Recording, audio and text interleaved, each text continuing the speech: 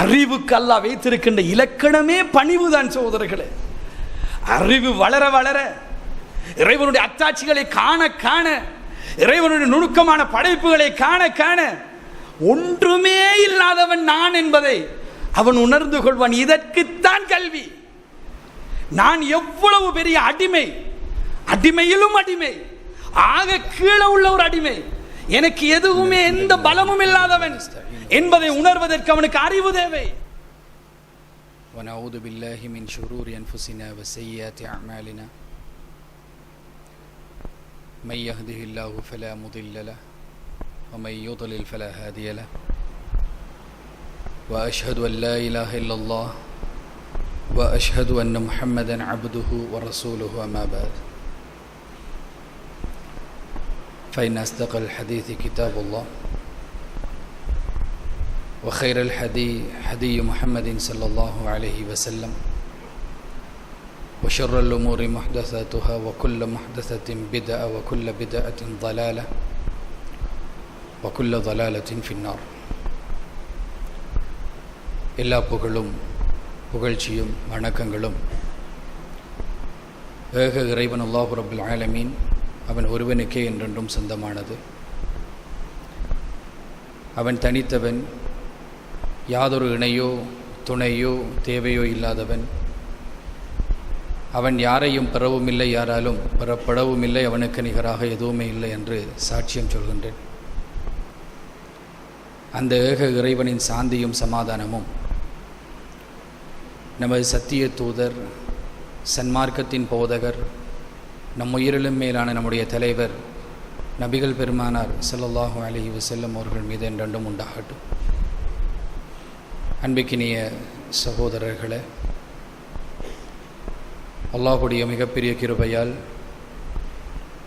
மீண்டும் ஒரு முறை வெள்ளிக்கிழமை அடைகின்ற சந்தர்ப்பத்தை அல்லாஹு தஆலா எனக்கும் உங்களுக்கும் தந்தருள் புரிந்து,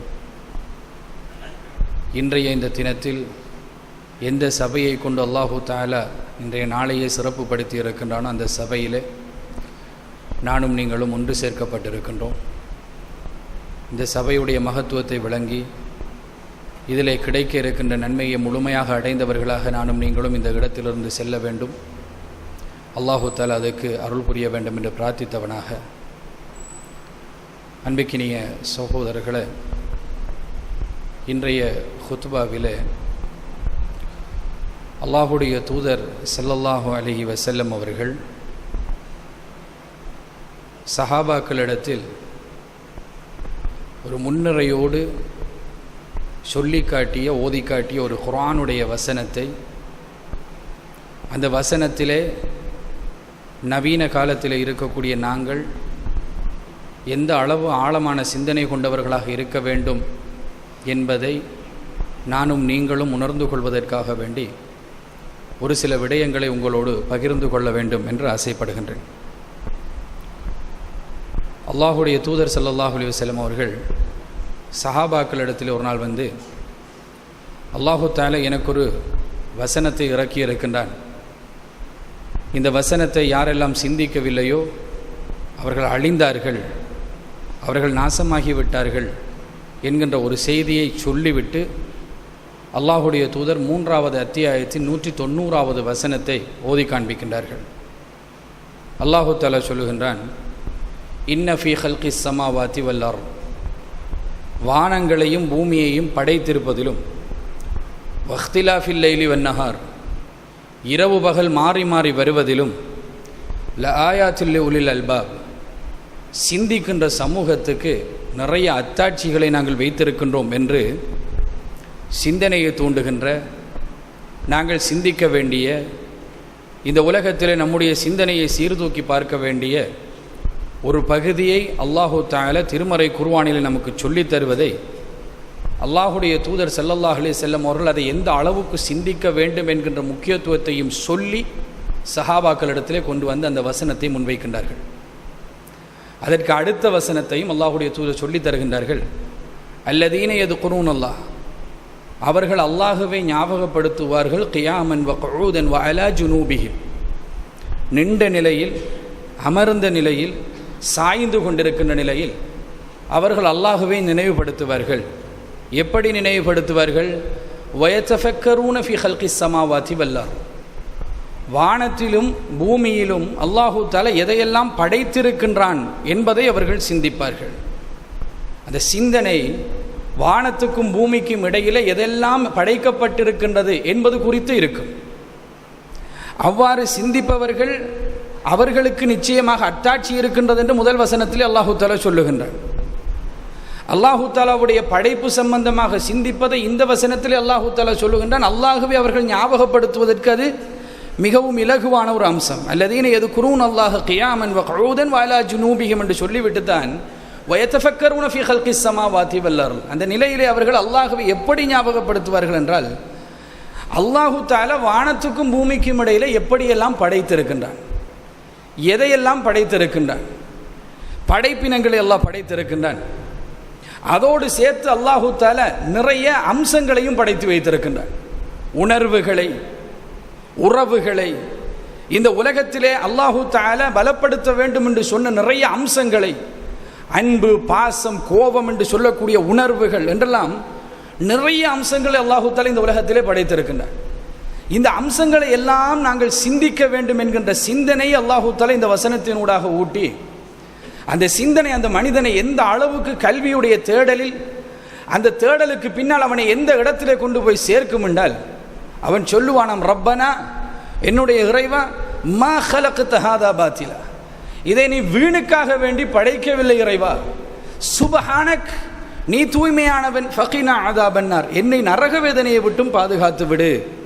அல்லாஹ்விடத்தில் அந்த மனிதர்கள் பிரார்த்தனை செய்வார்கள் என்று அல்லாஹு தஆலா திருமறை குர்ஆனிலே 3வது அத்தியாயத்தில் 191வது வசனத்திலே சொல்லித் தருகின்றார். அன்பிக்கினிய சகோதரர்களே, இந்த வசனங்களில் அல்லாஹுவை சிந்திக்கின்ற ஒழுங்கை அல்லாஹ் சொல்லித் தருகின்றான். இந்த உலகத்திலே ஒரு கல்வியை எவ்வாறு நாங்கள் தேட வேண்டும் என்கின்ற ஒழுங்கை அல்லாஹு தஆலா சொல்லித் தருகின்றான். ஒரு மனிதன் இந்த உலகத்திலே கல்வி கற்றானாக இருந்தால் அவனுடைய நிலைப்பாடும் அவனுடைய நிலைமையும் எப்படி மாறும் என்பதை அல்லாஹு தஆலா நமக்கு சொல்லித் தருகின்றான். ஒரு மனிதனுடைய கல்வியுடைய டெஸ்டினேஷன், கடைசி முடிவு எதுவாக இருக்க வேண்டும் என்பதை அல்லாஹு தஆலா சொல்லித் தருகின்றான். இந்த வசனங்கள் சாதாரணப்பட்ட வசனங்கள் அல்ல அன்பார்ந்த சகோதரர்களே. அல்லாஹுடைய தூதர் ஸல்லல்லாஹு அலைஹி வஸல்லம் அவர்கள் தஹஜ்ஜுக்காக எழும்பினார்கள் என்று சொன்னால் இந்த வசனங்களைத்தான் ஓதுவார்களாம். ஓதி அல்லாஹுவை ஞாபகப்படுத்தியவர்களாக இரவிலே தஹஜ்ஜத் தொழுவார்கள். அப்படி என்றால் தஹஜ்ஜத் தொழுவதற்கு ஒரு உந்து சக்தியாக, தஹஜ்ஜத் தொழுகின்ற நேரத்தில் இறைவனை ஞாபகப்படுத்தக்கூடிய ஒரு வசனங்களாக, இறைவனை ஞாபகப்படுத்துவதை தூண்டக்கூடிய வசனங்களாக இந்த வசனங்கள் இருந்ததனால்தான் அல்லாஹுடைய தூதர் ஸல்லல்லாஹு அலைஹி வஸல்லம் அவர்கள் அதை ஓதி அதற்கு பின்னால் வரக்கூடிய பிரார்த்தனைகளை எல்லாம் அல்லாஹ்விடத்திலே செய்துவிட்டு தஹஜ்ஜத்துடைய தொழுகையை தொழுகின்றார்கள். அன்பிக்கினிய சகோதரர்களே, இந்த வசனங்கள் நமக்கு சொல்லித்தரக்கூடிய மிக முக்கியமான நுணுக்கங்கள், அடிப்படைகளை விளங்குவதற்கு முன்னால் ஒரு செய்தியை நான் உங்களிடத்திலே ஞாபகப்படுத்திக் கொள்கின்றேன். இது நமக்கு நேரடியாக இறங்கிய வசனம் மாத்திரமல்ல, சஹாபாக்கள் காலம் தொட்டு இந்த வசனத்தை ஓதிக்கொண்டுதான் வருகின்றார்கள் அன்பார்ந்த சகோதரர்களே. இந்த செய்தி அல்லாஹுடைய தூதர் ஸல்லல்லாஹு அலைஹி வஸல்லம் அவர்கள் சொல்லிக் கொடுத்ததே சஹாபாக்களுக்கு தான். சஹாபாக்கள் ஓதி அவர்கள் நடைமுறைப்படுத்தி அதற்கு பின்னால் தாபியன்கள் வந்து, தபா தாபியன்கள் வந்து, அதற்கு பின்னால் நல்ல மனிதர்கள் அவர்களுடைய காலங்கள், இதையெல்லாம் தாண்டித்தான் இன்றைக்கு 2024ஆம் ஆண்டு நாங்கள் ஓதிக்கொண்டிருக்கின்றோம். பல மனிதர்கள் இந்த வசனத்தை ஓதிவிட்டார்கள், நடைமுறைப்படுத்தி விட்டார்கள். அவர்கள் நடைமுறைப்படுத்துகின்ற விதங்கள் அந்த காலத்துக்கு ஏற்ற மாதிரி அந்தந்த விதமாக இருந்தது அன்பார்ந்த சகோதரர்களே. அப்துல்லா இப்னு உமர் ரலியல்லாஹு அன்ஹு அவருடைய வாழ்க்கையில் ஒரு சம்பவத்தை நாங்கள் கேள்விப்படுகின்றோம். அவர்கள் சொன்ன ஒரு சொல்லாக அப்துல்லா இப்னு உமர் ரலியல்லாஹு அன்ஹு அவர்கள் சொல்லுகின்றார்கள், மக்களை, நீங்கள் காலையை அடைந்தால் மாலையை எதிர்பார்க்காதீர்கள், உங்கள் வாழ்க்கையில் அது கிடைக்குமோ தெரியாது. மாலையை அடைந்தால் நீங்கள் காலையை எதிர்பார்க்காதீர்கள், உங்களுடைய வாழ்க்கையில் அது கிடைக்குமோ தெரியாது. உலகத்தை அவதானித்து விட்டு அவர்கள் சொல்லுகின்றார்கள். ஹதீஸ் அல்ல, அல்லாஹ்வுடைய தூதர் ஸல்லல்லாஹு அலைஹி வஸல்லம் அவர்கள் சொல்லிக் கொடுத்த விடயம் அல்ல. அல்லாஹ்வுடைய தூதர் ஸல்லல்லாஹு அலைஹி வஸல்லம் அவர்கள் கற்பித்த பாடம், வானத்துக்கும் பூமிக்கும் இடையிலே அல்லாஹ் படைத்திருக்கின்ற படைப்பு, அதனுடைய விதம், அந்த விதம் செல்லுகின்ற அமைப்பு, இதையெல்லாம் பார்த்துவிட்டு அவர்களுடைய உள்ளத்திலே தோன்றிய அந்த செய்தியை மக்களிடத்திலே சொல்லிக் கொடுக்கின்றார்கள். அலி இப்னு அபீ தாலிப் ரலியல்லாஹு அன்ஹு அவர்கள் சொல்லுவார்களாம், மக்களே, இந்த உலகத்துக்கென்று சில மனிதர்கள், புதல்வர்கள் இருக்கின்றார்கள், மைந்தர்கள் இருக்கின்றார்கள். மறுமைக்கென்று சில மைந்தர்கள் இருக்கின்றார்கள். நீ மறுமையுடைய மைந்தனாக இந்த உலகத்திலே வாழ்ந்து கொள், உலகத்திலே உள்ள மனிதர், உலகத்துக்குரிய ஒரு மனிதனாக நீ இருந்து விடாது என்று சொல்லிக் கொடுப்பார்களாம். இப்படி சஹாபாக்கள் அவர்கள் இந்த உலகத்தை அவதானித்து விட்டு சொன்ன கருத்துக்கள் எல்லாம் இருக்கின்றது என்பது சகோதரர்களே. உமர் இப்னு அப்துல் அசீஸ் இந்த வசனத்துக்கு தஃப்சீர் இப்னு கஸீரிலே பதிவு செய்யப்படுகின்ற நேரத்தில், தஃப்சீரை பதிவு செய்கின்ற நேரத்தில் உமர் இப்னு அப்துல் அசீஸ் ரஹிமஹுல்லாஹ் அவர்களுடைய ஒரு செய்தி பதிவு செய்யப்படுகின்றது. அவர்கள் சொல்லுகின்றார்கள், இந்த உலகத்திலே எந்த இன்பமாக இருந்தாலும் அது துன்பத்தின் மூலம் மாசுபடுத்தப்படாமல் இருந்தது கிடையாது. ஆனால் துன்பத்தால் மாசுபடுத்தப்படாத ஒரு இன்பத்தை அல்லாஹ் தஆலா சொர்க்கத்திலே வைத்திருக்கின்றான் என்று சொல்கின்றார்கள். ஏனென்றால் இந்த உலகத்திலே எந்த ஒரு இன்பமாக இருந்தாலும் அதுக்கு பின்னால் ஒரு துன்பம் இருக்கும். விருப்பமான சாப்பாடு, அந்த சாப்பாட்டுக்கு பின்னால் நோய் என்கின்ற ஒரு துன்பம். அந்த சாப்பாட்டை நாங்கள் வெளியேற்ற வேண்டும், அதனுடைய கழிவுகளை வெளியேற்ற வேண்டும் என்ற ஒரு துன்பம்.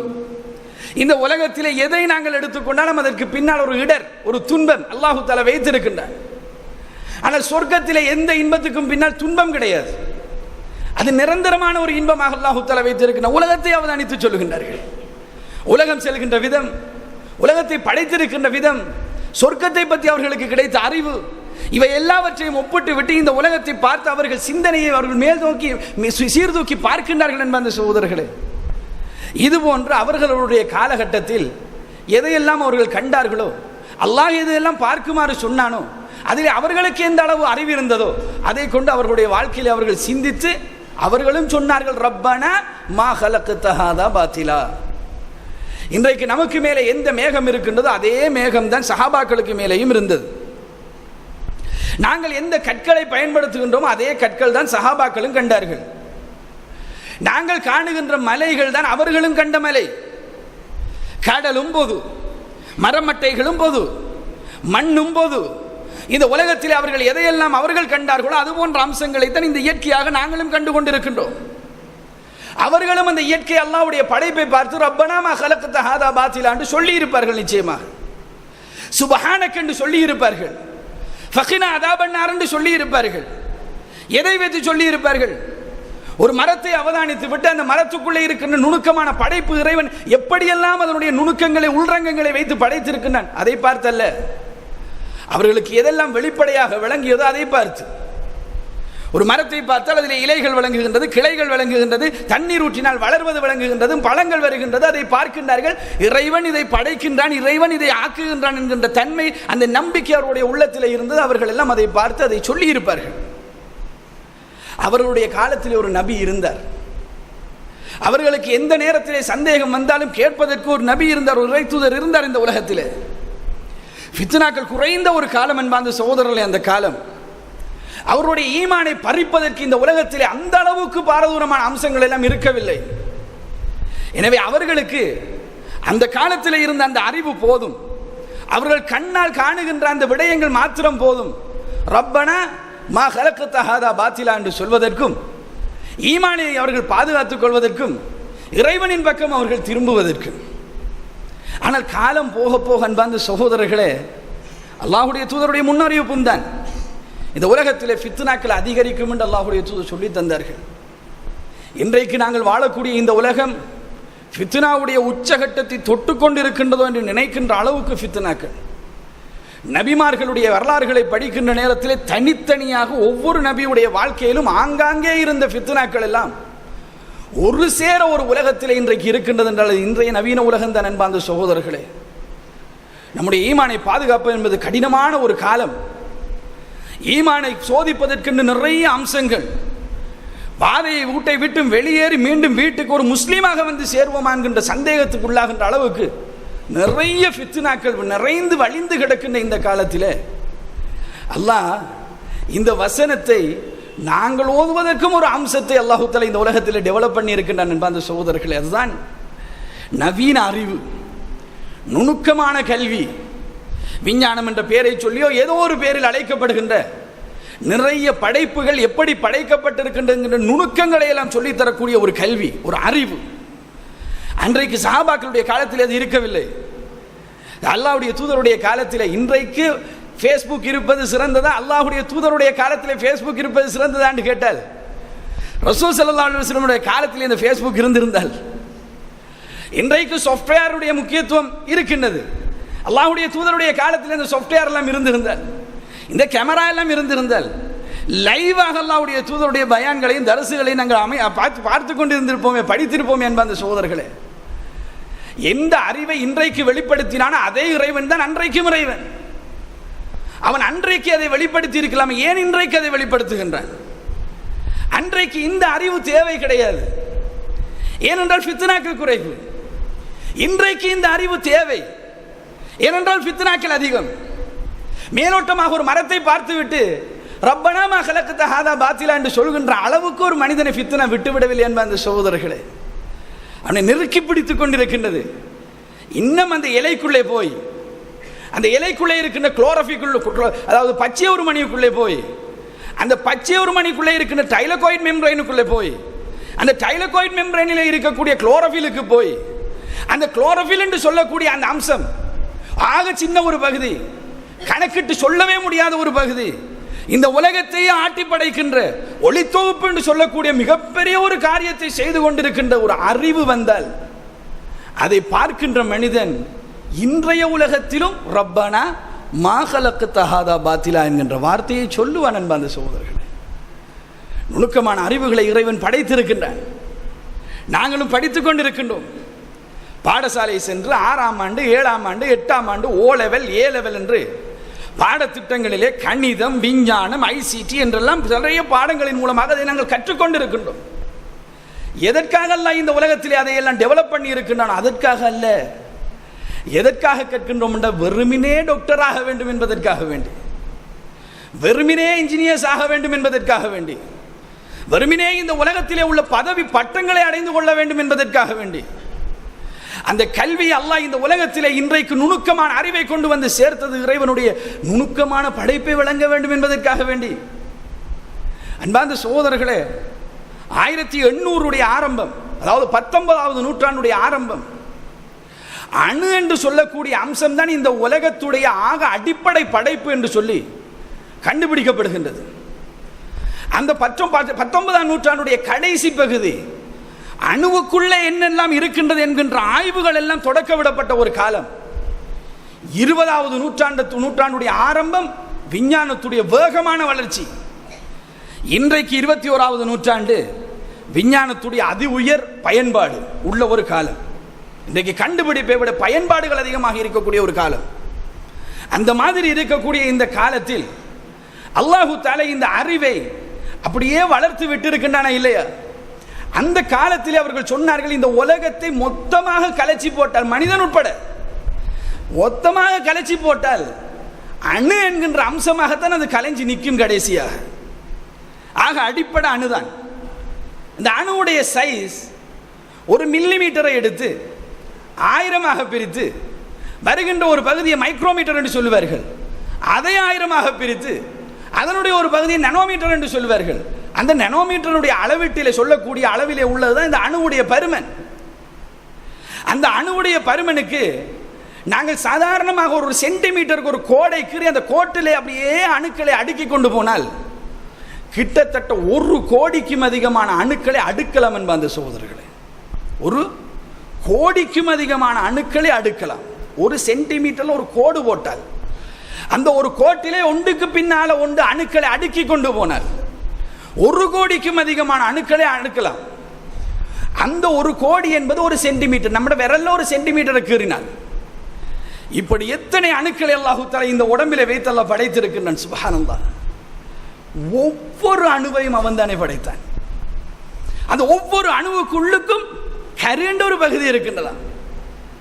இந்த 10ஆம் ஆண்டு பிள்ளைகள் படிக்கக்கூடிய விஞ்ஞான புத்தகத்தில் அது அழகான ஒரு வார்த்தையிலே சொல்லப்பட்டிருக்கின்ற சோதரர்களே. 10ஆம் ஆண்டு பிள்ளைகள், அதுக்கு பின்னால் படித்த பிள்ளைகள் இருந்தால் உங்களுக்காக வேண்டி சொல்லுகின்றேன். ஒரு மைதானத்தை ஒரு அணுவாக ஒப்பிட்டால் அந்த மைதானத்திலே மத்தியிலே வைக்கப்பட்டிருக்கின்ற ஒரு பட்டாணி கடலையுடைய சைஸ் தான் கரு என்று சொல்கின்றார்கள். பட்டாணி கடலை, அதாவது அணு பெருசு, ஆனால் உண்மை அணுவே சின்னது. அந்த அணுவுக்கு உள்ளுக்கு ஆக சின்னதாக ஒரு பாயிண்ட் இருக்கின்றது. அந்த பாயிண்ட் என்னவாம்? கருவம். அதற்குள்ளே ஏற்றம் பெற்ற 2 துணிக்கையை அல்லாஹ் தஆலா வைத்திருக்கிறான். புரோத்திரன் என்று சொல்லுகின்றார். கண்டுபிடித்திருக்கிறான் மனிதன். அதற்குள்ளே ஒரு துணிக்கையை வைத்து அதுக்கு சப்போர்ட்டாக இன்னொரு துணிக்கையை வைத்து அதை கருவென்கின்ற அமைப்பை மூடி அந்த கருவை பொளந்தால் சாதாரண பிளவல்லது, பொளந்தால் ஒரு நகரமே அழிந்து விடும். அணுகுண்டு என்று சொல்கின்றார்களே, அந்த அளவுக்கு சக்தி அதற்குள்ளே கொண்டு போய் வைத்து ஒரு அணுவுக்குள்ளே அதை சுற்றி இலத்திரன்களை சுத்த விட்டு அதுக்கும் ஒரு ஒழுங்கு வைத்து சுத்த விட்டு ஒரு அணுவை அல்லாஹு தஆலா இந்த உலகத்திலே ஆக்கி இருக்கின்றன. அப்படி எத்தனை அணுக்கள் நம் உடம்பில் மாத்திரம் இருக்கின்றது. அந்த ஒவ்வொரு அணுவையும் அல்லாஹு தஆலா செப்பனிட்டு தானே சகோதரர்களை படைத்திருக்கின்றான். சும்மாவா படைத்தான்? இறைவன் படைத்தது அல்லவா? அதெல்லாம் ஒவ்வொன்றையும் ஒழுங்குபடுத்தி அழகான முறையில் அல்லவா அல்லாஹு தஆலா படைத்திருக்கின்றான். அந்த அழகான அந்த படைப்பை படைத்த ரப்புல் ஆலமீன் திருமறை குர்ஆனில் நம்ம இடத்திலே கேட்கின்றான், வமா கலக்ன ஸமாஅ வல் அர்ல். அல்லாஹு தஆலா வானங்களையும் பூமிகளையும் படைத்திருக்கின்ற அம்சம் இருக்கின்றது. அது சம்பந்தமாக கேட்கின்றான், வமா கலக்ன ஸமாஅ வல் அர்ல் வமா பைனஹுமா லாயிபீன். அதிலே படைத்திருக்கிற வானங்களையும் பூமியிலையும் இருக்கின்ற அம்சங்களை சும்மா விளையாட்டாக படைத்திருக்கின்றோம் என்று நினைக்கின்றீர்களா? எப்படி அழகான ஒரு வார்த்தை! எல்லாம் கிளியராக, எல்லாம் கணக்கு போட்டு அவ்வளவு செப்பனிட்டு படைக்கப்பட்டிருக்கின்றது. ஒரு இலத்திரன் ஒரு கருவை சுத்துகின்ற நேரம் என்ன வேகத்தில் சுத்த வேண்டும் என்பதை கிளியராக அல்லாஹ் தஆலா டிஃபைன் பண்ணி இருக்கின்றான். எவ்வளவு தூரத்தில் சுத்த வேண்டும், என்ன வேகத்திலே சுத்த வேண்டும், ஒவ்வொரு அணுவையும் அப்படி செப்பனிட்டு தான் அல்லாஹ் தஆலா இந்த உலகத்தை படைத்திருக்கின்றான் என்றால் யோசித்து பாருங்கள். இந்த நுணுக்கமான அறிவு, இதை கெமிஸ்ட்ரியிலே படித்துவிட்டு அதை நன்றாக எக்ஸாம் செய்து ஏலவெளியிலே எடுத்து அதை மெடிக்கல் ஃபேக்கல்டி என்டம் பண்றதுக்கும் இன்ஜினியரிங் ஃபேக்கல்டி என்டம் பண்றதுக்கும் மாத்திரம் தான் அல்லாஹ் தஆலா இந்த உலகத்திலே படைத்திருப்பானா? இந்த கல்வி அதற்காக வேண்டி வந்ததல்ல அன்பார்ந்த சகோதரர்களே. இந்த நுணுக்கங்களை உலகத்தில் அல்லாஹ் தஆலா ஏற்படுத்தியது வெறுமனே டாக்டர் ஆகுவதற்காக அல்ல, என்ஜினியர்ஸ் ஆகுவதற்காக அல்ல. அந்த நுணுக்கங்களை நாங்கள் படித்து இறைவனை புகழ வேண்டும் என்பதற்காக வேண்டி. ஆனால் இறைவனை புகழுகின்ற அம்சத்தை மாத்திரம் எடுத்து வைத்துவிட்டு மற்ற எல்லாம் செய்கின்றோம். நியூட்டன் அதை கண்டுபிடித்தார், எடிசன் இதை கண்டுபிடித்தார். நியூட்டன் கண்டுபிடித்ததை பார்த்து வாயை பிளந்து எப்படியெல்லாம் நுணுக்கமாக சிந்தித்திருக்கிறான் இந்த மனுஷன் என்று பாருங்கள் என்று அவனுக்கு விருது கொடுப்பதற்கு நாங்கள் தயார். ஆனால் அவன் சிந்தித்ததை இந்த உலகத்திலே அவ்வளவு பெர்ஃபெக்டாக படைத்த இறைவனுக்கு அல்ஹம்துலில்லாஹ் சொல்வதற்கு நாங்கள் தயார் இல்லையா? சுப்ஹானல்லாஹ் என்று சொல்வதற்கு நாங்கள் தயார் இல்லையா? அல்லாஹ் தஆலா திருமறை குர்ஆனில் கேட்கின்றான் அன்பார்ந்த சகோதரர்களே. அல்லாஹ் தஆலா சொல்கின்றான், அதாவது திருமறை குர்ஆனில் நாங்கள் நம்முடைய சிந்தனை எந்த அளவுக்கு வைத்திருக்கின்றோம் என்பதற்காக வேண்டி அல்லாஹ் தஆலா கேட்கின்றான், வகஅய்யின் மின் ஆயாத்தின் ஃபிஸ் ஸமாவாதி வல் அர்ல். வானங்களிலும் பூமிகளிலும் நாங்கள் எத்தனையோ சான்றுகளை படைத்திருக்கின்றோம், ஆக்கி இருக்கின்றோம். யமுர்ரூன அலைஹா, அதையெல்லாம் நீங்கள் கடந்து போய்கொண்டுதான் இருக்கின்றீர்கள். வஹும் அன்ஹா முஅரிதூன், சிந்திக்காமலே போய்கொண்டிருக்கின்றீர்கள். அப்பா, அதை பற்றி எந்த விதமான சிந்தனையும் இல்லாமல், அதை பற்றி எல்லாம் யோசிக்காமல் நீங்கள் கடந்து போய்கொண்டே இருக்கின்றீர்களே என்று அல்லாஹ் தஆலா நம்மை பார்த்து கேட்கின்றான் என்பார்ந்த சகோதரர்களே. அல்லாஹ்வுடைய படைப்பு நுணுக்கமானது. இந்த இருக்கிற ஃபேன் இருக்குது, அல்லாஹ் தான் படைத்தான். ஏனென்றால் இதற்குள்ளே ஒரு கோயில் இருக்குது, அந்த கோயில் இல்லாட்டி இந்த ஃபேனை சுத்தாது. அந்த கோயிலுக்கு சுற்றி ஒரு காந்தம் இருக்கின்றது.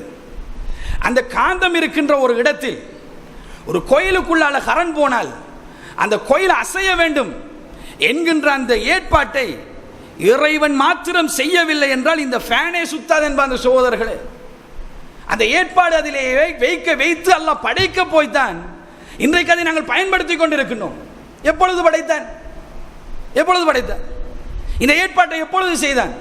ஃபேனை கண்டுபிடிப்பதற்கு 2 நாளைக்கு முன்னாலேயா? இல்லை சகோதரர்களே. خلق السماوات والارض وما بينهما في 6 ايام. வானங்களையும் பூமியையும் அதற்கு இடைப்பட்டதையும் 6 நாட்களிலே படைத்தேன் என்று அல்லாஹ் சொல்கின்றான். அந்த 6 நாள் தான் கொப்பரையும் அல்லாஹ் படைத்தான், இந்த செம்பையும் அல்லாஹ் படைத்தான், அந்த செம்புக்கு இந்த இயல்பையும் அல்லாஹ் தஆலா கொடுத்தான். அந்த 6 நாளிலே தான் மண்ணையும் அல்லாஹ் படைத்தான், அந்த மண்ணுடைய அடிப்படை மூலக்கூறு சிலிக்கனையும் அல்லாஹ் படைத்தான். அந்த சிலிக்கனுக்கு இப்படி ஒரு மொபைல் போனை ஆக்க முடியும் என்கின்ற அந்த அமைப்பையும் அல்லாஹ் படைத்தான். அந்த சிலிக்கன் இல்லை என்றால் இந்த மொபைல் போன் கிடையாது. இந்த மொபைல் போன் வர வேண்டும் என்றால் அந்த சிலிக்கனுக்கு தன்மையை கொடுத்து 6 நாளில் படைத்தானே, அவன் எவ்வளவு பாக்கியமானவன். அல்லாஹ் சொல்லுகின்றான், அல்லாஹ் பாக்கியம் உள்ளவன், அஹ்சனுல் காலிகீன், அவன் அழகான படைப்பாளன்.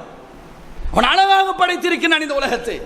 மனிதனை செப்பமாக படைத்து உலகத்தில் அவனுக்கு தேவையானதை அழகாக படைத்து எத்தனையோ ஜீவராசிகளை அழகான முறையிலே படைத்த ரப்புல் ஆலமீன் படிக்கின்ற காலம், நுணுக்கங்களை விளங்குகின்ற நேரம் அல்லாஹ்வை ஞாபகப்படுத்துவது முதன்மையாக விட்டுவிட்டு நம்முடைய சமூகம், பள்ளின மக்கள் வாழக்கூடிய இந்த நாட்டிலே ஏனைய மக்கள் எந்த கலாச்சாரத்தில் எந்த சிலபஸிலே போய் கொண்டிருக்கின்றார்களோ அதே சிலபஸ் அதே ரூட்டிலே படித்து கொண்டு போகின்றோமே.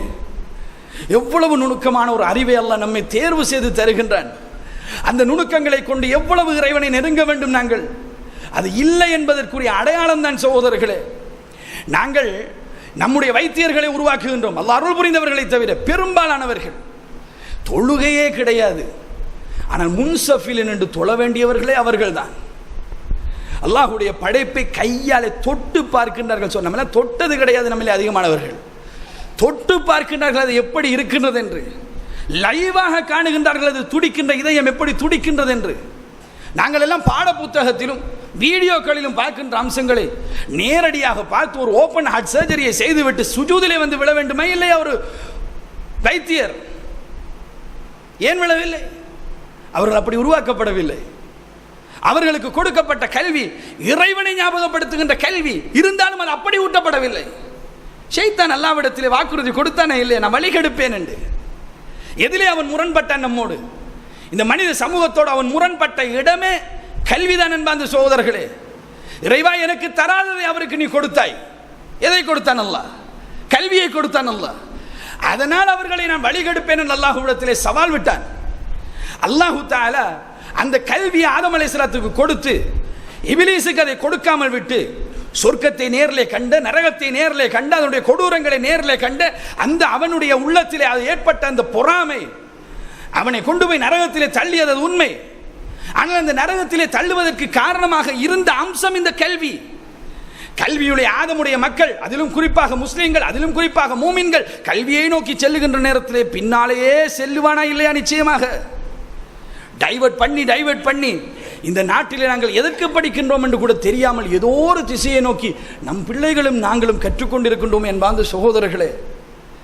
கல்வி என்பது இன்றைக்கு சரியான முறையிலே கொண்டு போய் சேர்க்கப்படாதனுடைய விளைவு நம்முடைய சமூகத்திலே அல்லாஹுவே அஞ்ச வேண்டிய, அல்லாஹுடைய நுணுக்கமான படைப்புகளை விளங்க வேண்டிய நிறைய மக்கள் அல்லாஹ்வுக்கு நன்றி செலுத்தாமல் இருக்கின்றார்கள், அல்லாஹ் அருள் புரிந்தவர்களை தவிர.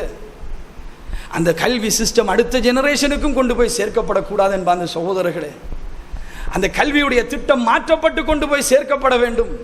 சமூக ரீதியான பொறுப்பு என்பதை நீங்களும் நானும் வழங்க வேண்டும் என்பதற்காக இந்த செய்தியை உங்களிடத்தில் ஞாபகப்படுத்துகிறேன். அல்ஹம்துலில்லாஹ். இன்னல் ஹம்தலில்லாஹி நஹ்மதுஹு வ நஸ்தஈனுஹு வ நஸ்தக்ஃபிர் வ நஊது பில்லாஹி மின் ஷுரூரி அன்ஃபுஸினா வ ஸய்யிஆத்தி அஅமாலினா மன் யஹ்திஹில்லாஹு ஃபலா முضில்ல லஹு வ மன் யுضلில் ஃபலா ஹாதிய லஹு வ அஷ்ஹது அன் லா இலாஹா இல்லல்லாஹ் வ அஷ்ஹது அன்ன முஹம்மதன் அப்துஹு வ ரசூலுஹு அம்மா பஅத். அன்பிக்கினிய சகோதரர்களே,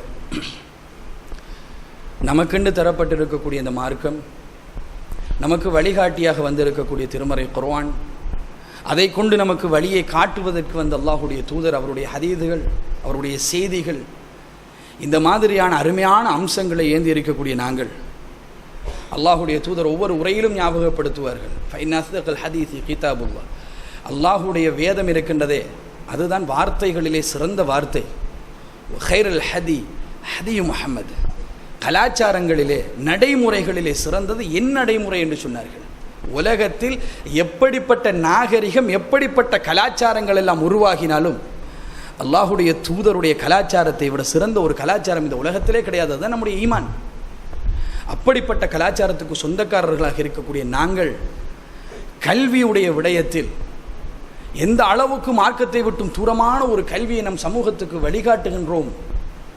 ஒரு குறிப்பிட்ட ஒரு கூட்டம், ஒரு சிறிய ஒரு அளவிலே இருக்கக்கூடிய பிள்ளைகள் மாத்திரம்தான் மதரசாக்களுக்கு சென்று அரபை கற்று, மார்க்கத்தை கற்று, குர்ஆனை ஓதி, ஹெஃபுல் பண்ணி ஒரு வாராக அப்படியே வந்து சேருகின்றார்கள். 175க்கும் 80% அதிகமான பிள்ளைகள் பாடசாலையிலேயே தங்கிவிடுகின்றார்கள் என்பாந்த சகோதரர்களே. இன்றைக்கு துரதிர்ஷ்டவசம் கவலைக்கிடமான ஒரு செய்தி, 7ஆம் ஆண்டு 8ஆம் ஆண்டு 9ஆம் ஆண்டு படிக்கிற பிள்ளைகள், ஓலெவல் படிக்கிற பிள்ளைகள், ஏலெவல் படிக்கிற பிள்ளைகள் அழைத்து கடைசியாக எப்போ மகன் நீங்கள் குர்ஆன் ஓதினீங்க, எப்போ மகள் குர்ஆனை ஓதினீங்கன்னு கேட்டால் அது ஓதுகின்ற நடைமுறை வீடுகளிலையும் கிடையாது, அந்த பிள்ளைகளுடைய வாழ்க்கையிலும் கிடையாது என்பாந்த சகோதரர்களே. நமக்கெல்லாம் மிகப்பெரிய ஒரு பணி இருக்கின்றது. அந்த பணிகளை எல்லாம் விட்டு தான் நேரம் இல்லை என்பதனால், நேரம் அதிகமாக இருக்கின்றது என்பதனால், வேலை இல்லை என்பதனால் சில தேவையில்லாத விடயங்களை, இஹ்திலாஃபுகளை வைத்துக்கொண்டு நாங்கள் நிறைய முரண்பட்டு கொண்டு, சண்டை பிடித்துக்கொண்டு அதற்குள்ளே நேரத்தை கழித்து கொண்டே போகின்றோம் என்பாந்த சகோதரர்களே. என்ன நாங்கள் எதை செய்ய வேண்டும் என்பது நமக்கு தெரியாது. சமூகத்தில் எத்தனையோ பிள்ளைகள் வழிகாட்டை நோக்கி போகின்றார்கள். சின்ன சின்ன பிள்ளைகளுடைய கைகளில் எல்லாம் மொபைல் ஃபோன். அந்த மொபைல் ஃபோனில் அவர்கள் அறியக்கூடாத விடயங்களை எல்லாம் அறிந்து விடுகின்றார்கள். 15, 13, 14 வயதுகளில் சாச்சாவோடு ஒரு சின்ன முரண்பாடு. மகன், தந்தை மரணித்து விட்டார் என்ற தந்தையுடைய ஸ்தானத்தில் இருக்க வேண்டிய மனிதர் அவர். மகன் கோபத்தின் காரணத்தால் கத்தி எடுத்து குத்தி கொலை செய்கின்றான். நம் சமூகத்தில் அன்பார்ந்த சகோதரர்களே, யாரு சொல்லிக் கொடுத்தது? கோபம் வந்தால் எடு கத்தியே குத்துன்னு சொல்லி யாரு சொல்லிக் கொடுத்தது? தந்தை சொல்லிக் கொடுத்ததா? தாய் சொல்லிக் கொடுத்ததா? உறவினர்கள் சொல்லிக் கொடுத்ததா? அவன் கையிலே அவனுக்கு வயதுக்கு அதிகமாக நாங்கள் கொடுத்து வைத்தோம் இந்த மொபைல் போன், அது சொல்லிக் கொடுத்தது. அவனை அறியாமலே அதை செய்து விடுகின்றான். பின்னால ஃபீல் பண்ணுகின்றான். ஃபீல் பண்ணி பிரயோசனம் இல்லை, நடைமுறைப்படுத்தியாச்சு. நம் சமூகம் ஏதோ ஒரு திசையை நோக்கி போய்கொண்டிருக்கின்றது என்பது சகோதரர்களே. இந்த இடத்திலே இருக்கின்ற ஒவ்வொருவருக்கும் உங்களுடைய சமூக பணி என்ற ஒரு பகுதி இருக்கின்றது. நாம் எல்லாம் ஒரு மஸ்ஜித், ஒரு கட்டுக்கோப்புக்கு கீழே வாழ்ந்து கொண்டிருக்கின்றோம். நமக்கென்று ஒரு மஹல்லா இருக்கின்றது. நம் ஜமாத்துக்கென்று சொல்லி நமக்கென்று உறுப்பினர்கள் இருக்கின்றார்கள். நம்மை சுற்றி ஒரு சூழல் இருக்கின்றது. நம்மை சுற்றி தாவாக்குரிய களம் இருக்கின்றது. ஒரு காலம் இருந்தது, கொள்கையை சொல்லிக் கொடுக்க வேண்டும் என்பதே ஒரு பெரிய ஒரு போராட்டமாக இருந்தது. இன்றைக்கு கொள்ளைக்குள்ளே இணைந்த மக்கள் இருக்கின்றார்கள். அதையும் தாண்டிய வேறு ஒரு போராட்டம் இன்றைக்கு சமூகத்தில் விடப்பட்டிருக்கின்றது. ஆனால் நம்முடைய தாவா பணி இன்னும் பழைய நிலைமையிலே போய்கொண்டிருக்கின்றது. அல்லாஹ் பாதுகாக்க வேண்டும். பாதுகாக்கிற இடங்களை தவிர இன்னும் விரிவாக்கப்பட வேண்டும் என்பது சகோதரர்களே. நம்முடைய சமூகத்தில் இன்றைக்கு நல்ல கல்வியை கற்றாலும் அந்த கல்வி அவர்களுடைய ஈமானுக்கு பிரயோசனம் இல்லாமல் போனதற்குரிய மிக அடிப்படையான காரணம், நாங்கள் தொன்று தொட்டே வைத்துக் கொண்டிருக்கக்கூடிய கல்வியில் இருக்கின்ற 2 பிரிவுகள். ஒன்று உலக கல்வி, இன்னொன்று மார்க்க கல்வி. யார் இதை உருவாக்கினார்கள்? இதை நம் முன்னோர்கள் தான் உருவாக்கினார்கள். எதற்கு உருவாக்கினார்கள்? இதன் மூலமாக உலகம் என்று நம் சமூகம் போய்விடக்கூடாது, மார்க்கத்தையும் சேர்த்து படிக்க வேண்டும் என்பதற்காக வேண்டும். ஏனென்றால் நாங்கள் இருக்கின்ற நாடு அப்படியான ஒரு நாடு. நிறைய கலாச்சாரங்கள், நிறைய மதங்கள், நிறைய கல்ச்சர் உள்ள ஒரு நாட்டிலே படிக்கின்ற பிள்ளைகள் ஸ்கூலுக்கு போய் படிக்கின்ற நேரத்தில் நம் கலாச்சாரத்தை அவர்கள் மறந்து விடக்கூடாது. நமக்கென்று ஒரு மார்க்கம் இருக்கின்றது, மறந்து விடக்கூடாது. அது ஞாபகத்தில் இருக்க வேண்டும் என்பதற்காக குர்ஆன் மதரசா, அரபு கல்லூரிகள், இதன் மூலமாக மார்க்க கல்வி என்ற ஒரு பகுதியை நமக்கு சொல்லி தந்தார்கள். உலகத்தோடு இணைந்ததாக மார்க்கமும் வர வேண்டும் என்பதற்காக வேண்டி. அது காலப்போக்கில் இன்றைக்கு எப்படி மாறிவிட்டது என்றால், சாய்ஸாக மாறிவிட்டது என்பது அந்த சகோதரர்களே. உலகமா மார்க்கமா? சில அருள் புரிந்த வீடுகளை தவிர 6ஆம் ஆண்டிலே எடுக்கப்படுகின்ற டிசிஷன்கள் மிக ஆபத்தான டிசிஷன்கள் என்பது சகோதரர்கள். அல்லாஹ்விடத்தில் நாங்கள் பொறுப்பு சொல்ல வேண்டும். பாடசாலை ஸ்காலர்ஷிப் ஃபெயிலா? செகண்ட் டேர்ம் எக்ஸாமில் 6ஆம் ஆண்டில் அந்த பிள்ளைக்கு மார்க்ஸ் குறைவா? பிள்ளையை கூப்பிட்டு அழைத்து அல்லது தாயும் தந்தையும் இணைந்து இவனுக்கு இது சரி வராது, மதரசா தான் சரி என்று சொல்லி மதரசாவுக்காக வேண்டி அந்த பிள்ளை செலக்ட் பண்ணப்படுகின்றான். யார் அவன்? வகுப்பிலே 30வது 25வது 20வது வரக்கூடிய ஒரு பிள்ளை. அந்த பிள்ளை செலக்ட் பண்ணப்படுகின்றான். மதரசாவுக்கு கொண்டு போய் சேர்ப்போம். இன்றைக்கு மதரசாக்கள் உஷாராக இருக்கின்றது. யாரை சேர்க்க வேண்டும், எவரை இன்டர்வியூ பண்ணி எடுக்க வேண்டும் என்பதில் உஷாராக இருக்கின்றது. ஆனால் வீடுகள் இன்னும் உஷாராகவில்லை என்பது சகோதரர்களே. வீடுகளில் முடிவு இப்படித்தான் இன்றைக்கும் எடுக்கப்படுகின்றது. எத்தனை வீடுகளில், அல்லாஹ் அருள் புரிந்த வீடுகளை தவிர எத்தனை வீடுகளில் என் பிள்ளை முதலாவது, கணிதத்தில் முதலாவது, விஞ்ஞானத்தில் முதலாவது, சமூக கல்வியிலே முதலாவது, எல்லாவற்றிலும் முதலாவது. முதல் வந்த என் பிள்ளை மார்க்கத்திலும் முதலிலே வருவான். என் பிள்ளையை கொண்டு போய் நான் மதரசாவிலே சேர்க்கப் போகின்ற நினைத்தவர்கள் எத்தனை பேர்? என் பிள்ளை முதலாவது, என் பிள்ளைக்கு இந்த கல்வி சரி என்று அந்த கல்வியே ஊட்டி ஊட்டி கொண்டு போகின்றோம் என்பாந்த சகோதரர்களே. அந்த இடத்திலே நாங்கள் பிரிப்பதற்கு பழகிவிட்டோம். ஒன்றோ இது அல்லது அது என்கின்ற சாய்ஸ். அதனுடைய விளைவுதான் குர்ஆனை, ஹதீஸை மதரசாக்களுக்கு போய் கற்றுவிட்டு வெளியிலே வருகின்ற அல்லாஹ் தஆலா அருள் புரிந்தவர்களை தவிர அதிகமான மாணவர்கள் அவர்களிடத்தில் கணித அறிவு, உலக அறிவு, இறைவன் படைத்திருக்கின்ற படைப்பினங்களுடைய அறிவு, அதனுடைய நுணுக்கங்கள் சம்பந்தமான செய்திகள் எதுவும் தெரியாது. அதே மாதிரி இங்காலே போய் உலகத்தை படிப்பதற்கென்று போன பிள்ளைகள் அவர்கள் வந்து விட்டார்கள் என்றால் அவர்களுக்கு தொழ தெரியாது. எப்படி ஒரு பாரபட்சம் பாருங்கள். அந்த முதலாவது வந்த பிள்ளைக்கு தொழ தெரியாது, அது அவருக்கு விளங்காதான். அவருக்கு குர்ஆனுடைய விளக்கங்கள் எல்லாம் கொடுக்கல. ஃபர்ஸ்ட் வந்தவருக்கு அவருக்கு கணிதம் நல்லா விளங்கும், விஞ்ஞானம் நல்லா விளங்கும், பெரிய பெரிய புத்தகங்கள் எல்லாம் பாடமாக்கலும், அவர் அங்கால நல்லா வருவார். ஆனால் அவருக்கு தொழுகை எல்லாம் சொல்லிக் கொடுக்கறதுக்கு தெரியாதான். வகுப்பில் 20-25 வந்த பிள்ளை அவன் அல்ஹம்துலில்லாஹ் ஏதோ ஒரு வகையிலே சில மதரசாக்களிலே ஊக்குவித்து அந்த பிள்ளைகள் ஏலவலை செய்து யூனிவர்சிட்டிக்கு போய் சில நேரம் வெளிநாட்டில் இருக்கக்கூடிய பல்கலைக்கழகங்களுக்கு கூட சென்று அவர்களுடைய பட்டப்படிப்பை முடித்துவிட்டு வந்து விடுகின்றார்கள். ஆனால் இந்த பிள்ளைகள் அவருடைய பட்டப்படிப்பை முடித்தாலும் அவர்களிடத்தில் மார்க்கம் கிடையாது. உலகம் என்று உலகம் உலகம் உலகம் என்று போன பிள்ளைகள் கடைசி முடிவு மார்க்கம் இல்லாத ஒரு நிலைமையிலே வந்து நிற்கின்றார்கள் என்பார்ந்த சகோதரர்களை. காரணம் இந்த பிரிப்பு தான். சின்ன வயதிலேயே ஊட்டி விட்டோம். ஒரு வைத்தியர் இடத்துல பிரயாண தொழுகை எப்படி தொழுவது என்கின்ற ஒரு சந்தேகமாக இருக்கு, சொல்லித்தாருங்கள் என்று கேட்டால் அவர் சொல்கின்ற வார்த்தை ராங் நம்பர். ஏன்? இது என்னிடத்தில் அல்ல கேட்க வேண்டும், நீங்கள் மௌலவி இடத்தில் கேட்க வேண்டும். நீங்கள் தானே அந்த வகுப்பிலே முதலாவது வந்தீர்கள். அவருக்கு விளங்கியது உங்கள் வயதிலே இருக்கின்ற மௌலவிக்கு விளங்கியது, ஏன் உங்களுக்கு விளங்காமல் போனது, நீங்களே கற்கவில்லை என்கின்ற கேள்வியை கேட்டால் அந்த கேள்விக்கு பதில் கிடையாது. நம் சமூகம் கூட எதற்கு பழக்கப்பட்டிருக்கின்றது? ஒரு வைத்தியர், ஒரு என்ஜினியர், ஒரு பதவியில் இருக்கக்கூடிய ஒரு மனிதர் ஒவ்வொரு நாளும் ஃபஜ்ர் தொழுகைக்கு முன்சஃபிலே வந்து நிற்கின்றார் என்றால் ஆச்சரியமாக பார்ப்போம். பார்த்தீங்களா, டாக்டர் ஃபர்ஸ்ட் சஃப்ல வந்து நிற்கிறார். ஒரு கூலி தொழிலாளி, சமூகத்திலே கஷ்டப்படக்கூடியவர், வறுமையிலே பொருளாதாரம் இல்லாமல் முன்சஃபிலே நின்றால் அது ஒரு கணக்கே கிடையாது. மாறித்தான் சகோதரர்கள் நடக்க வேண்டும். எல்லாருளையும் இறைவன் கொடுத்திருக்கின்றான். அல்லாஹ்வுடைய அத்தாட்சிகளை அவர் கண்டுவிட்டார். எல்லாவற்றையும் பார்த்து அந்த மனிதன் முதல் சஃபிலே நிற்பது என்ன ஆச்சரியம்? அவர் தான் அங்கு நிற்க வேண்டும், அவருக்கு தான் அந்த இடம். அவர் முதல் சஃபில் அல்ல, முன் சஃபுக்கு முன்னால் நிற்க வேண்டும், தொழுகை நடாத்துபவராக. அப்படி நிற்க வேண்டிய மனிதர்களே நாங்களே அப்படித்தான் பழக்கி வைத்திருக்கின்றோம். எப்படி என்றால், சமூகத்திலே வயதான ஒரு மனிதர் தஹஜ்ஜத் தொழுதால் அது நமக்கு ஆச்சரியம் கிடையாது. ஒரு இளைஞன் தஹஜ்ஜத் தொழுதால் ஆச்சரியமா இல்லையா? ஆச்சரியமாக பார்ப்போம். அது ஆச்சரியமா? திடகாத்திரமாக எந்த நேரத்தில் எழும்பக்கூடிய நிலையிலே, உடம்பிலே நோய் இல்லாத நிலைமையிலே எழும்பி நின்று தொழுவது என்பது ஆச்சரியமா? அல்லது உடம்பிலே நோய் உள்ள நிலைமையில், கால்கள் எல்லாம் பலமிழந்த நிலைமையிலே, கதிரையிலே உட்கார்ந்து தொழ முடியும் என்கின்ற நிலைமையிலே, எழும்புவதற்கு கூட கஷ்டப்பட்டு எழும்புகின்ற அந்த வயதான பருவத்திலே எழும்பிய ஒரு மனிதர் தொழுவது ஆச்சரியமா? அதையும் நாங்கள் மாற்றித்தான் வைத்திருக்கின்றோம். இது போன்ற சமூகத்திலே நிறைய விடயங்களை மாற்றித்தான் வைத்திருக்கின்றோம் சகோதரர்களே. முன்சஃபிலே ஒரு டாக்டர் என்று தொழுவது ஆச்சரியம் அல்ல, ஆனால் ஆச்சரியமாக்கி வைத்திருக்கின்றோம். தொழுகின்ற அந்த டாக்டர் கூட உணர்கின்ற நான் ஆச்சரியமானவன் என்று. அல்லாஹு தஆலா சொல்லுகின்ற வார்த்தையை பாருங்கள். கல்வியை கற்று அதனுடைய நுணுக்கங்களை வழங்கினால் அவன் வாயிலிருந்து முதலாவது வருகின்ற வார்த்தை வாவ் என்கின்ற வார்த்தை அல்ல, ஷா என்கின்ற வார்த்தை அல்ல, எப்படிப்பட்ட அப்படி என்ற வார்த்தை அல்ல, ரப்பனா மா ஹலக்த ஹாதா பாத்திலா, இறைவா நீ இதை வீணுக்காக படைக்கவில்லை என்கின்ற வார்த்தை. எத்தனை வைத்தியருடைய வாயிலிருந்து வருகின்றது என்பார்ந்த சகோதரர்களே. இந்த வார்த்தை குர்ஆன் வசனமே தெரிஞ்சாத்தானே, வசனம் தெரியாதே, நம்ம தான் சொல்லிக் கொடுக்கலையே, அப்படி ஒரு சமூகத்தை உருவாக்கவில்லை, அப்படி ஒரு சூழலை அந்த பிள்ளைக்கு கொடுக்கவில்லை. அவருடைய குற்றம் மாத்திரமல்ல, சமூகத்தின் குற்றமும் சேர்ந்துதான். அன்புள்ள சகோதரர்களே, அதற்கு அடுத்து அல்லாஹ் சொல்லுகின்றான், சுப்ஹானக், நீ தூய்மையானவன். அதிலே ஒரு அம்சம் இருக்கின்றது. அறிவுக்கு அல்லாஹ் வைத்திருக்கின்ற இலக்கணமே பணிவுதான் சகோதரர்களே.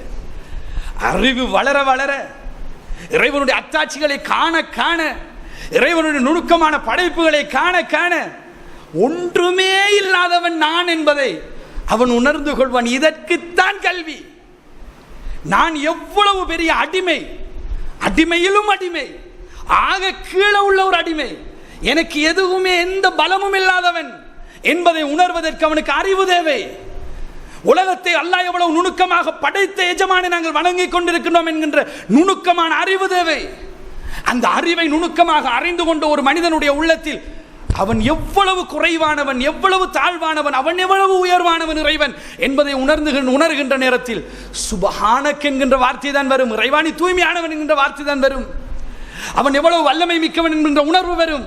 அவன் வாய் சொல்லும், ரப்பனா மா ஹலக்த ஹாதா பாத்திலா சுப்ஹானக ஃபக்கினா அஸாபன்னார், என்னை நரக வேதனையை விட்டும் பாதுகாத்து விடு என்று அல்லாஹ்விடத்தில் கேட்பான்.